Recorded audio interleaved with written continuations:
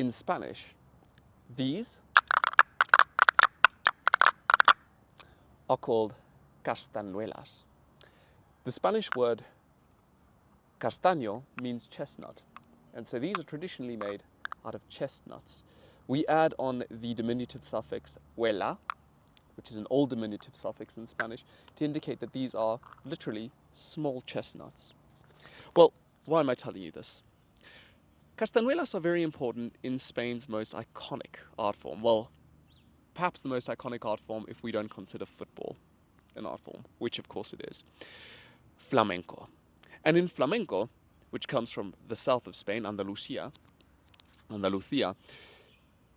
there is a lot of vocabulary that isn't used generally in the rest of the language, or when it is used in the rest of the language, has different meanings. In this first part of a two-part series, I want to cover the lexis, the vocabulary of flamenco in Spanish, because this is a part of the language that we often don't explore, but it's an integral part to one of the most important cultural expressions that Hispanic culture has generally. Some of these words are derivations of common verbs that we're used to. For example, we all know that in Spanish to play an instrument is tocar un instrumento. In this case, tocar la guitarra. But in flamenco, el toque, as a noun, refers to the technique of playing the guitar in flamenco style. Likewise, we have cante. We are all familiar with cantar as a verb, to sing, and una canción is the usual noun form. But cante in flamenco refers to the particular technique of singing flamenco songs. And they're divided into two kinds of forms. The cante hondo, which is deep, profound, usually quite sad, severe music, and cante chico, more light-hearted. Baile, that's a common word in the Spanish language in general, but in flamenco it refers to the different types of dance that can be performed. Likewise, there's another really interesting word that in normal Spanish is stick, palo, but in flamenco, palo refers to a genre of dance, all within the sort of constellation of flamenco. That iconic clapping sound that we always hear in flamenco, that's called palmas, and obviously refers to the palms of your hands. In addition, to beat out and keep track of the rhythm in flamenco, performers will often use what we call cajones. Think about the word caja.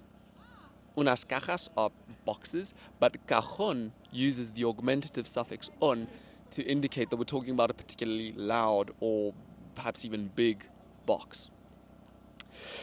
Another iconic element of flamenco are the fans, and in Spanish those are abanicos. The interesting thing about this word is that abanico doesn't come from Spanish. It's actually from Portuguese, abanar, which means to fan or to flap something. Then, of course, the stamping, which is integral to flamenco. There are two kinds of terms that we often use for this. The one, zapateado, related to zapato, the word for shoe. And the other, taconeo, which refers to the heels. Of course, your tacones in your shoes, on your zapatos in Spanish, are the heels.